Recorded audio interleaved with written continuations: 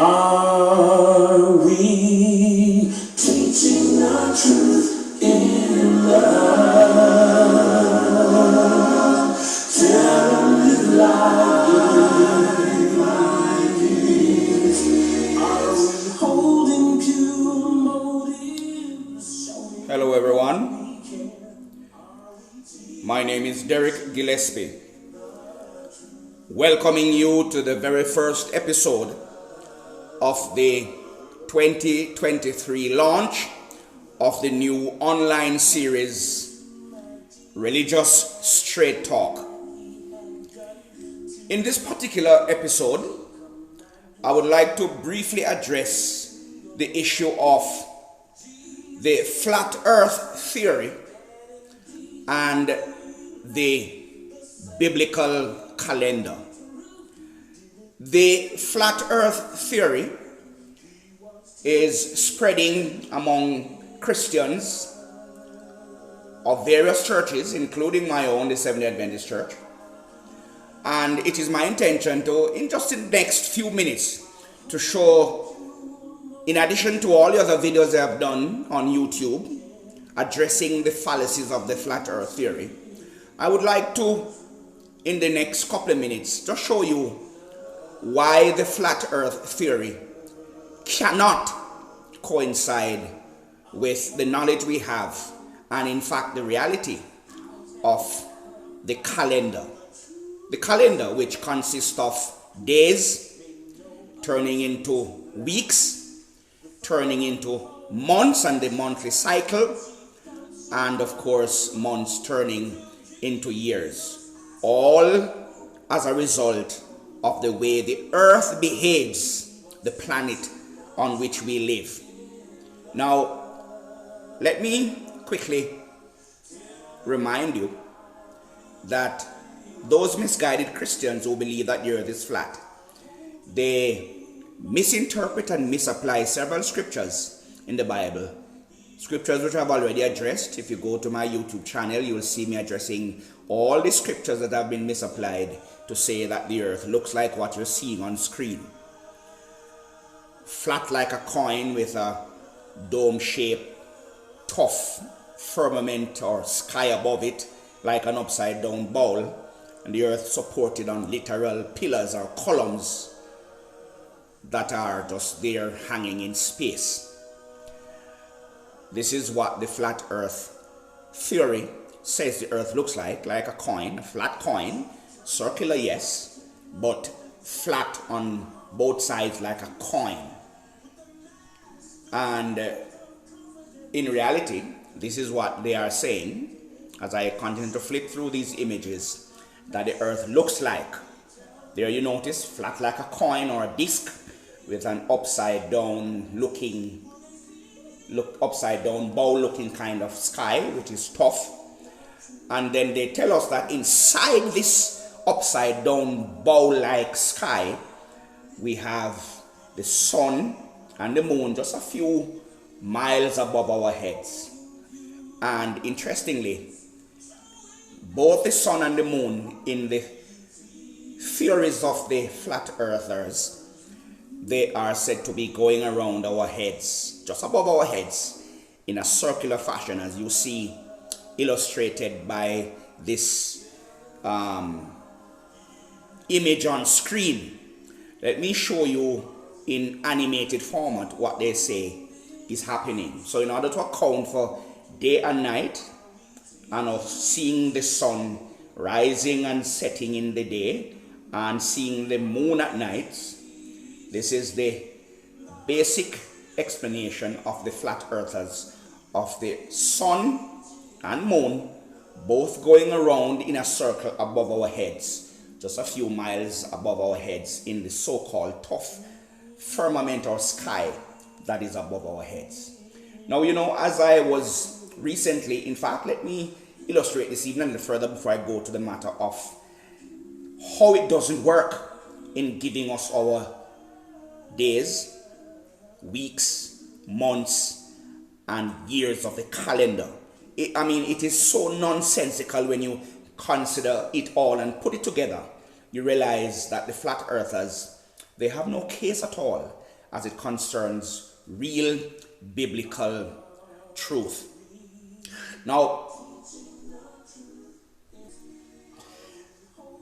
in animated format, there you can see they have no choice but to say that the sun and moon are going around in a circle above our heads to account for the changes in day and night, and us seeing the sun in the day and the moon in the night.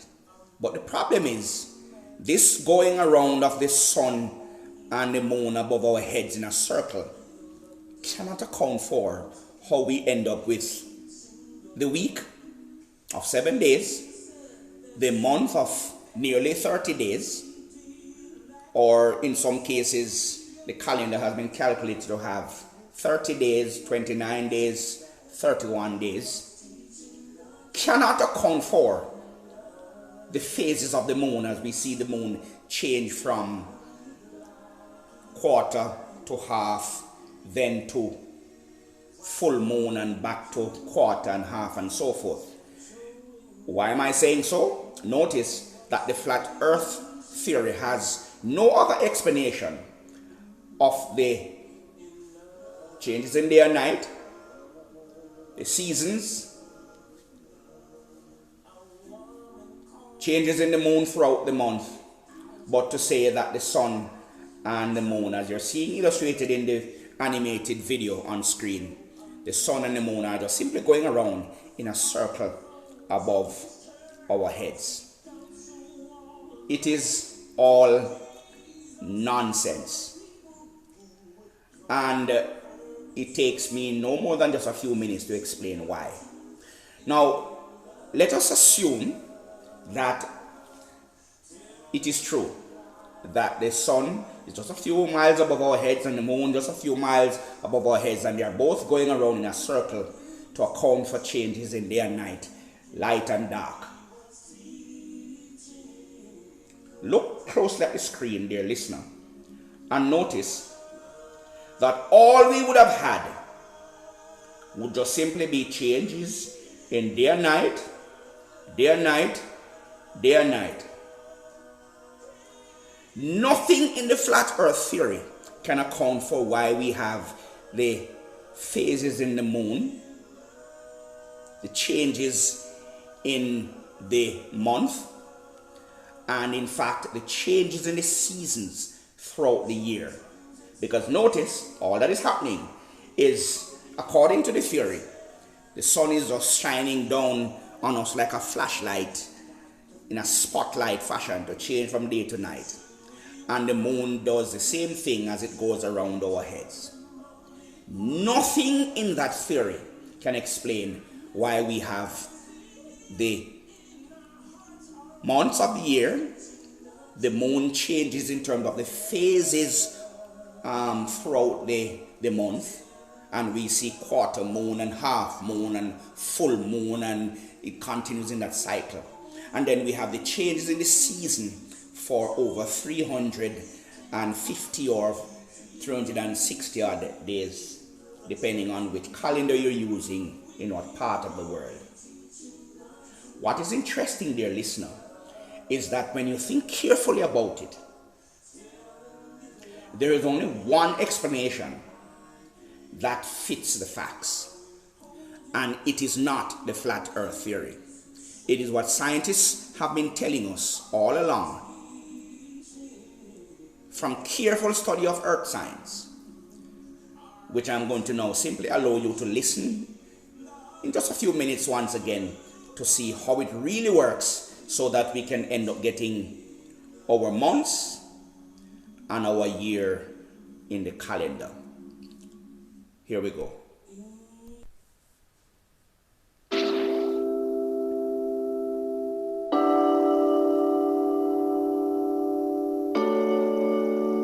Have you ever wondered how planet Earth moves? Earth moves in two ways, through rotation and revolution.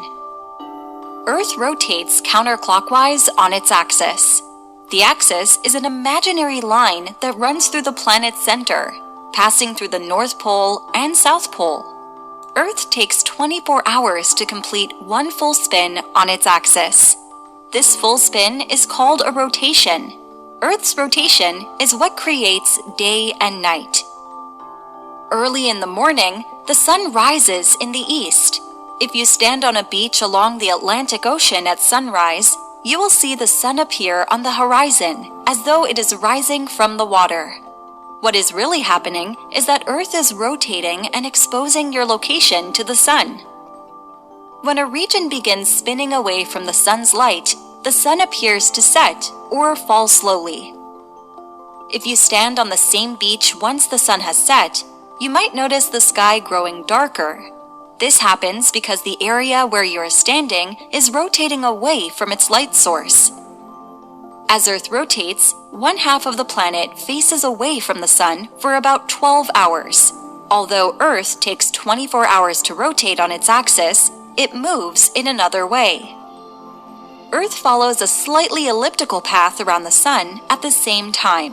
One full orbit around the sun is called a revolution. A revolution takes nearly 365 days on Earth. The exact amount of time it takes for Earth to fully orbit the sun is actually 365 and 2400ths days. Because a part of the day cannot be calculated into the calendar, leap years were created. A leap year happens every 4 years. During a leap year, an extra day is added to the calendar. The day that is added every 4 years is always February 29th. So every 4 years, the month of February has 29 days instead of 28. This is a result of Earth's revolution around the sun. Both Earth's rotation and revolution are very important to humans. The planet's movement on its axis and movement around the sun are what create days, nights, and years, allowing humans to measure time. Earth's rotation and revolution result in lightness and darkness, the seasons, and the length of a day anywhere in the world.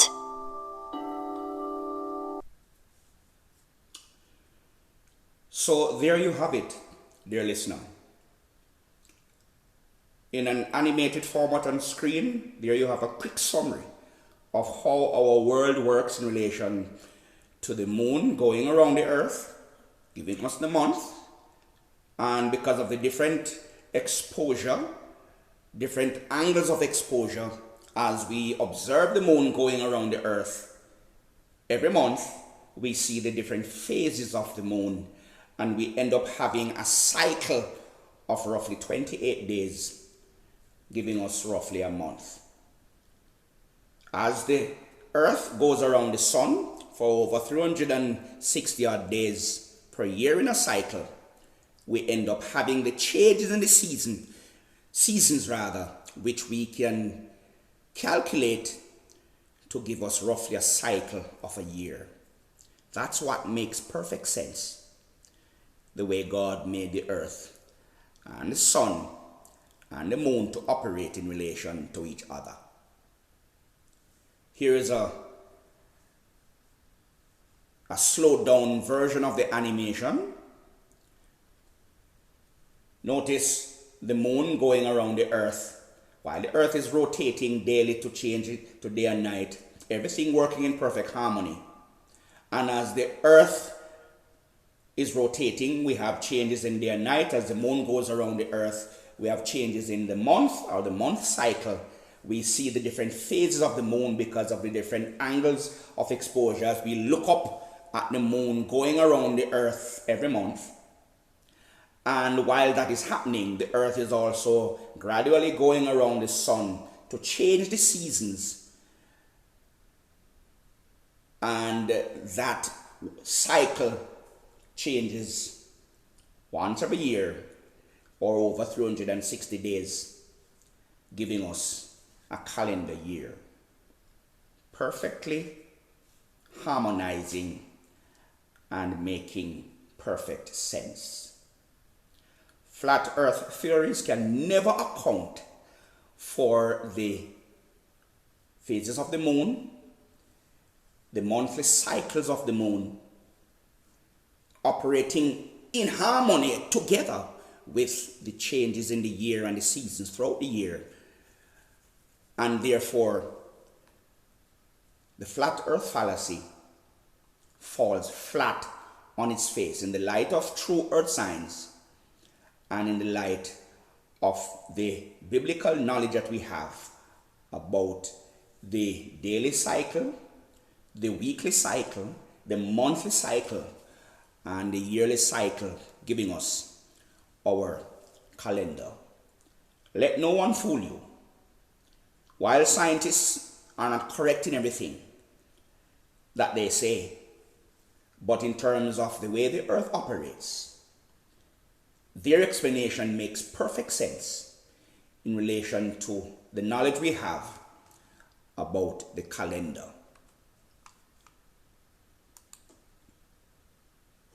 Are we teaching our truth in love? Tell them live like this. Thank you for listening. Tune in once again when I join you with Volume 2 of the new series.